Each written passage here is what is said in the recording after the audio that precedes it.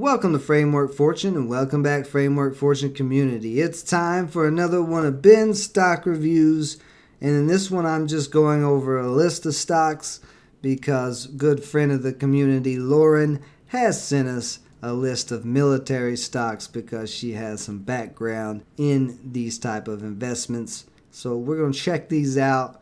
I'm going to go through them all and I'll tell you my thoughts on them and which ones I like the best. But we're going to start out with POWW. Now, I don't know what's going on all back here in 2000 and then looks like some stuff happened there. I don't know the history of this, but looking at this chart, I'm guessing that POWW might have IPO'd onto this ticker or something, but we'll just look at the recent past year of movement because that's when it's really started moving anyway. On the daily, it is in a downtrend. Over the year, it has been going up, so we do have some nice upward movement. Let's see, in December it was 250. And it's pushed all the way up to $10 just about. So it definitely can make some moves. This is the first time this year it has been around the 200-day moving average. So this could be a buying opportunity. But if we continue to see the market drop,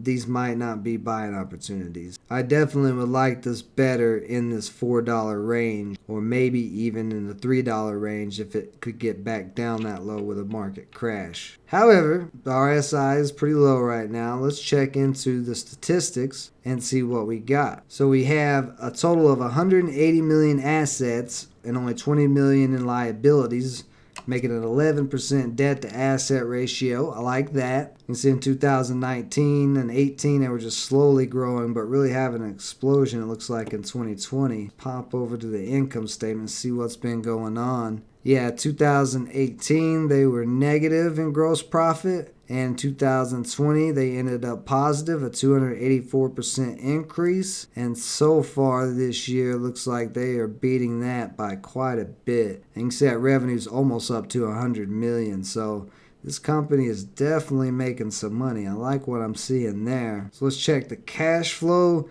Does look like we've had some financing activities, about 138 million, so that's they bought something or another. That's where they're getting that large asset. Now, the free cash flow is not great. They've actually went more negative recently with this negative cash flow, and that's going to be from the financing. Let's check these statistics. We got a float. Of about 77 to 80 million, so not too bad. They do have increasing employees, so the business is growing. That's a good sign. Shareholders have been about the same, so this company's got a decent shareholder base. So it looks like they're definitely making some money. The business is growing, but they've got to get that cash flow positive. And here's the website for Ammo Incorporated. You can see they're selling ammunition of multiple different types. And it looks like they have retail outlets as well. Here's their latest investor presentation. If you want to check that out, you can find it on the website. They do have 51 million in cash, and their debt is only 4 million, so they can pay that off right away. They do have 23% inside ownership. That's a good sign. 23% of the shares are locked up by people inside. So yeah, we had a merger here in 2017. Then there was an acquisition there. So that's why that chart was all crazy back in the past. But this company came out in 2016. And let's see, they were awarded contract ballistic match sniper ammo. And then they're breaking ground on a 165,000 square feet manufacturing plant in Wisconsin. Hey, what do you know? We know ammo has been selling like hotcakes since all this uncertain time. And you can see the U.S. military spends the most. So if they're getting contracts from the government, which, yep, they are. This just came out. Ammo was just awarded a defense contract for development and manufacture of signature on-target rounds, and this came out 2 days ago, so we could see that start to pop. Oh, and they just announced preferred stock dividend, so that's not going to be for common shareholders. That's only preferred stock, but if now they're announcing a dividend for that, I'm sure they will eventually start doing dividends for the common shareholders. So yeah, that's all I need to see. If the government's throwing money at them,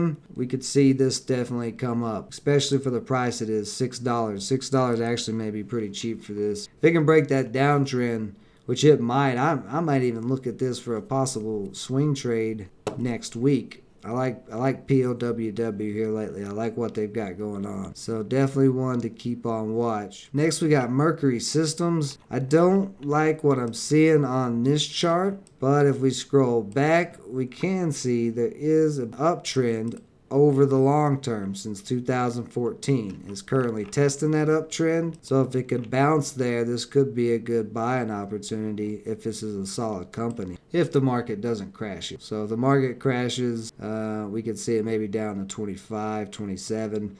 With everything going on in the news though and all this uncertainty, China's been doing what they're doing. North Korea's been testing their missiles. Now Japan is starting to do some war drills. Military stocks might not be a bad idea at the moment. Now let's check into this financials of this company. And so we got $2 billion in assets, $500 million in liabilities, 30% debt to asset ratio. I like that. Their gross profits are great. This is beautiful. Look at this perfect growth. This is a nice growing company. Revenue is almost in the billions now at this point. You see all that revenue growing. Operating expenses have went up, but that's expected when your company's having to build and grow like this. Cash flowing, yep, positive cash flow. Around 50 million this year. They are down a little bit in 2021 comparatively, but that price is down as well. So this could possibly be a decent buying opportunity. I like what I'm seeing there. And we got only 53 million shares in float. So this is pretty low float too. And they've got almost 2,500 employees. You can see they've been growing there too, just those employees. So this is the website for MRCY. They're the leading technology company serving the aerospace and defense industry, uniquely positioned at the intersection of high tech and defense. Yeah, I don't have to read much more into this to know that this is a solid company. Their numbers look fantastic. Their revenues might be a little down, but this is a solid company. If we do get a crash, this is one to check out. If it gets into some lower prices, like $20, that'd be a pretty good valuation. Because that's the thing. The market is definitely overpumped because of all the stimulus, so it's kind of hard to judge what is a good value for long-term investments. But seeing it bounce last time off of this trend line, it very well could bounce again. Either way, pretty solid pick. Just want to time when you get in it. Next we got VSAT, and this one's got a wild chart. This one's been around, looks like, since at least 2011. Was on a nice uptrend all the way up until 2020. Is that yep, that's the COVID dip there. Since the COVID dip, this hasn't really rebounded back up to those previous levels. You've got this whole support level back here. I want to move this back, use the same trend line, but you have this whole support area that held up back here for years, is now acting as some resistance. So let's check these numbers out. If the numbers are good on this, then it is very possible this could be a decent buying opportunity. So let's check it out and see. Ooh, we got 5.3 billion in assets, 3 billion in debt. So we are positive, but the debt to assets 55%. Not a big fan of that. The gross profits are growing. Not as fast as the last company, but you are getting growth there. Total revenue growing into the 2 billions over the past couple of years. See, we have negative cash flow though. We've had negative cash flow on this company. So, got no dividend. They did have a decrease in employees in 2020. So there's something going on with this company. I don't know what that is. We'd have to dive in further to find out, but I think we're probably going to see some better picks than this. It's not terrible. I mean, they're a $1 billion company, so it doesn't look like they're going to go bankrupt or anything, but they're just not providing that much value for shareholders. They were on that slide up trend, hasn't really rebounded, so maybe this could be a decent buying opportunity if it can break 55. I don't know. I'm not a fan of this one. BWXT, this must be one I checked out in one of the live streams because there's already a big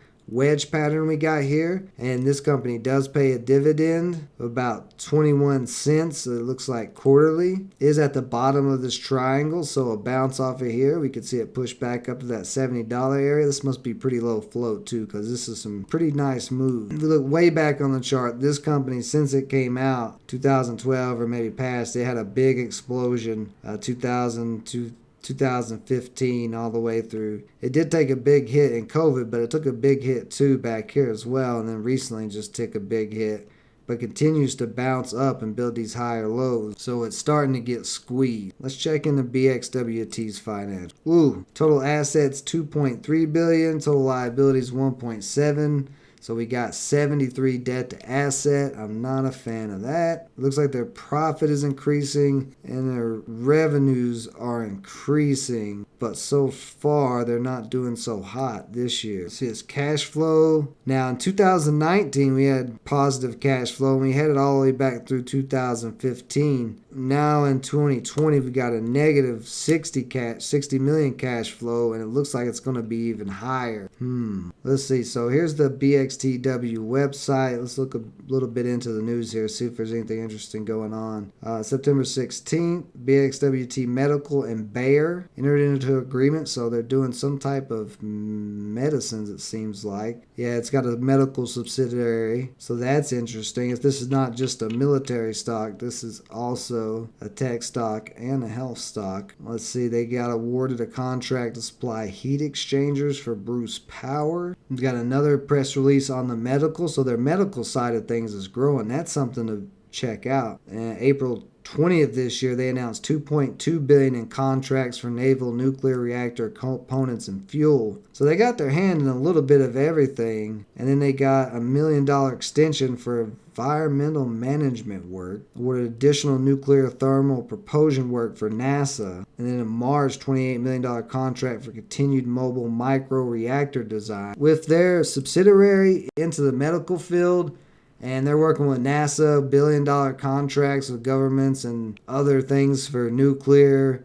And they have that mini reactor. Like I've said in the past, with uranium stocks, some of the cleanest energy that we have on this planet right now is nuclear energy, nuclear power plants. So the question will be, if uranium prices are going up and they're needing uranium, is that going to hurt them? But if the demand for uranium is going up because the demand for clean energy is going up, then it may not hurt. So I find this one interesting. It does have that dividend, and I think it's one that definitely should be on watch. Next, we got AVAV, AeroVironment, and this has been on a decent little uptrend here. We make it a little bit more accurate there, something like that. Currently pulling back down towards the trend line after that big run up we just had in the beginning of the year.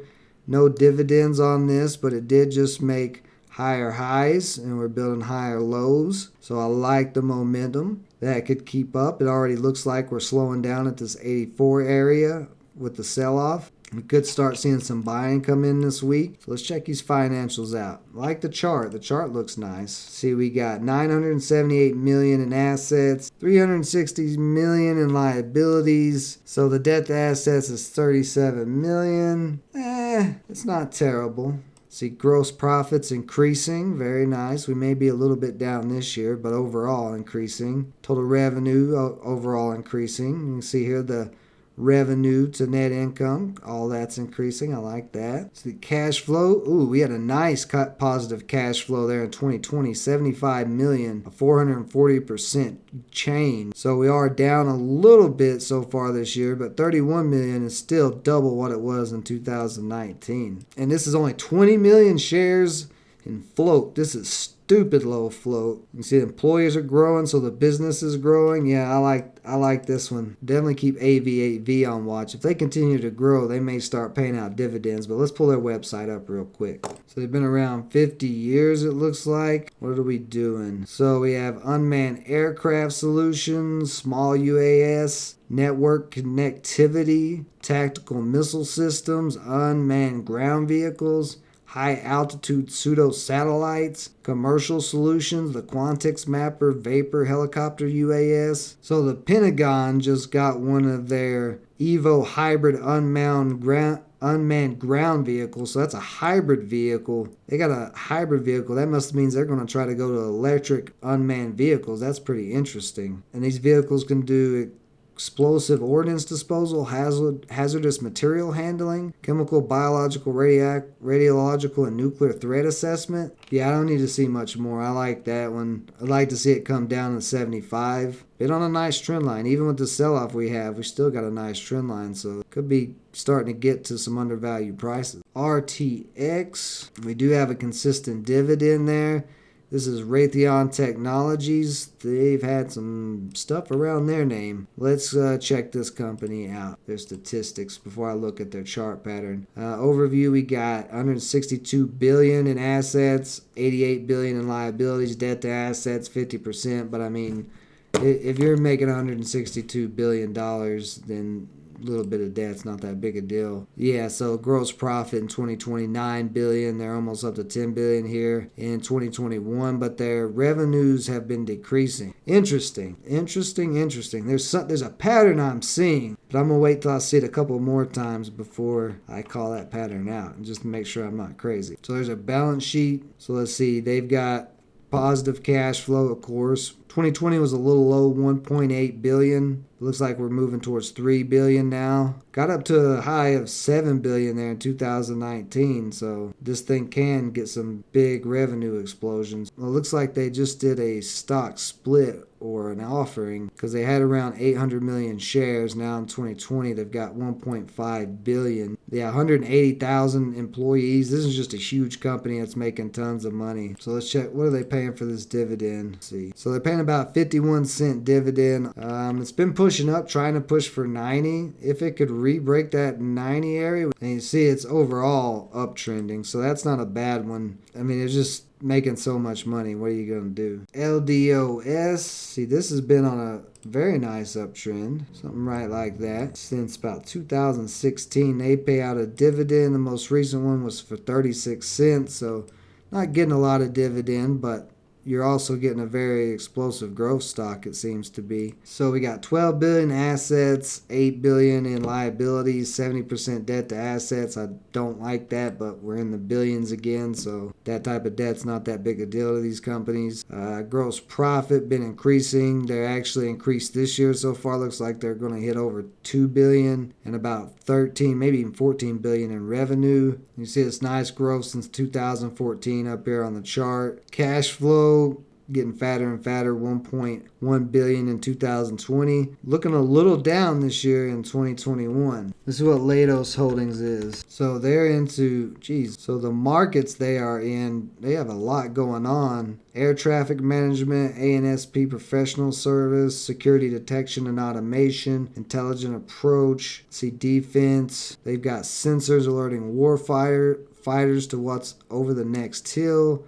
Autonomous maritime platforms protecting sea lanes and shores. They can handle all types of stuff with energy. They got cybersecurity with the governments, all types of stuff. Yeah, healthcare, another one with some healthcare. Homeland, intelligence, science. Yeah, there's so much that this has going on. Yeah, they're working with NASA too. Yeah, this is another one where like it's like Apple almost. Like if you buy Apple at a decent price overall, it's been going up in an uptrend, and you're just going to continue to get growth out of it. It's a cheaper Apple, though. Nice little military stock, but not only military, just everything. They've got their hands in everything. It's not my favorite out of the list so far, but it's not a bad-looking investment, especially down here at the trend line. Or if we did have a crash and it dropped to like 60, maybe 75, that would be a pretty good area for it. So now we've got a few stocks left, and these are getting into the really high-priced stocks, so these numbers are going to be crazy. This is General Dynamics Corporation. This has been on a very nice uptrend since 2013. Where they pay out here, they pay out a $1.19 dividend, looks like quarterly. It's a little ways off the uptrend, so there could be a drop,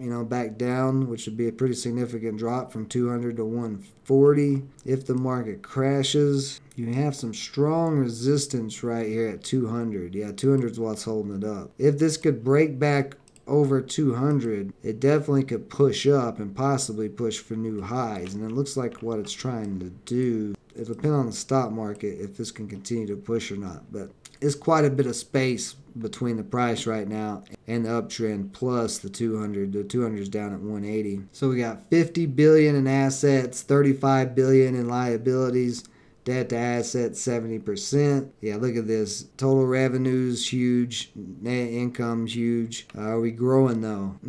Our profits haven't changed much over the last 6 years, so they're steady. The revenues have went up a little bit, kind of. So basically you got a little steady grower here. Let's see. Cash flow, they are positive, up in the billions. 287 million, so not that many shares really. 100,000 employee company. Yeah, this one, I mean, this is just like same thing as last one.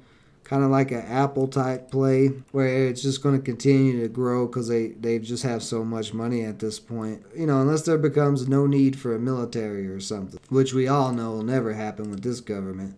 They got a very easy website to find, gd.com, and innovation spanning in every sector. So, of course, they're pulling billions in sales. So let's explore our business, see what we got here. Aerospace, marine systems, combat systems, technology. Yeah, this is this is another one of those solid picks. It's just going to keep growing over the long term, and it'll definitely be one to catch in crashes and dips for building a portfolio. If you like these higher price stocks. Stocks over $100 are not really my cup of tea, but there is some solid stuff in that price range, some more safer stuff if you've got the capital to invest. LHX, an even higher price one, we got 223 on this one, but this one's actually exploded. Quite a bit of movement out of this thing. Pretty big movement, I would say, since 2013, almost up to 240. Now, just did make a new high, but got rejected, so I would expect a pullback off of this new high. Maybe to 200, but if not, down to that 185 area. They do pay out a quarterly dividend, it looks like, of $1, so you're getting about $4 a year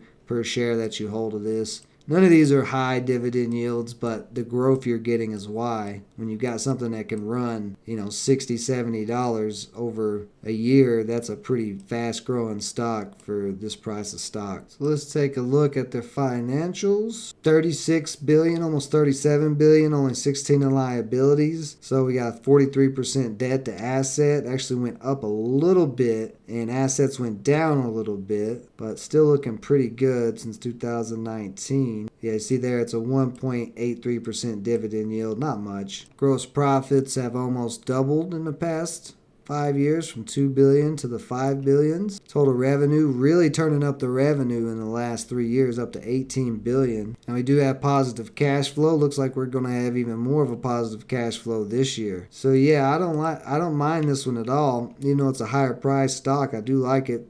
At relatively low float, 200 million. That's why it's so high price. But definitely another one to check out.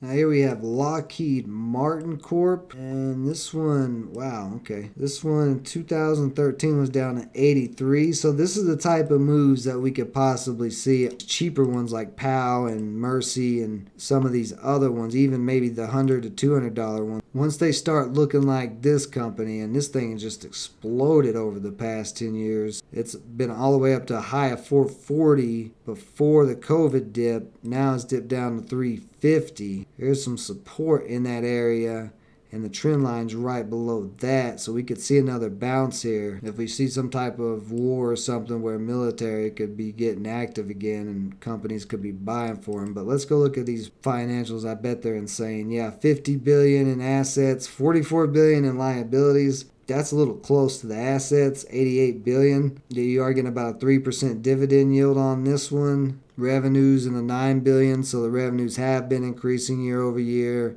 Positive cash flow increasing year over year until this year. They're a little bit down. We got 280 million in float. So you are getting about a $2.80 dividend quarterly. That's not bad. A little 3% growth there. The dividend's going to beat inflation in normal times. And with this growth that you're getting out of the price, I mean, this thing just keeps ripping and ripping. And then we have NOC here around the 355. What are they paying out? 157 quarterly, it looks like. So you're getting a better dividend yield on LMT. But let's see if NOC has better financial. Still pretty high high, up there in that 80% debt to asset ratio. Dividends lower, we knew that. Not growing quite as fast. They're consistently growing, but at a slow, nice pace, and you can see that in this chart up here. Cash flows are a little bit down from 2019 and decreasing. It's a little concerning. We got 160 million in float, so let's see what this is. Yeah, so there's a big old something or another. It looks like maybe a big missile. See, they got air, cyber, land, sea, space, digital transformation. Oh yeah, they're making autonomous systems, flying systems. Yeah, look at these credible technology. Got a stealth fighter right there. Man, a leader in integrated strike systems. So yeah, I mean, as long as there's need for military in the world or any places that have military, this place is going to make money as they continue to advance. Soon they probably have like lasers in the labs right now. I would say both of them for that price range. NOC is in this triangle here, so it could be possibly ready to pop soon. It's right now trying to hold up the 200-day moving average and that 350 area. So if it comes back up and test and can break 375, we could see it up to 400. If it doesn't break and drops below the 200, we could see it pull back to 320, which wouldn't be too bad of a price for it. And then we could see it bounce back off of that to try to break this big wedge. So I like the chart pattern better. So both of these have pretty decent chart patterns. Both of them are big players in the military space. It's just whether or not which one you like better as far as what they're putting out, and if you want a higher dividend yield, and LMT is the one with the higher. So for the final stock, let's take a look at TDG. This guy is $644, and where we came from $68 in 2011 up here. This price,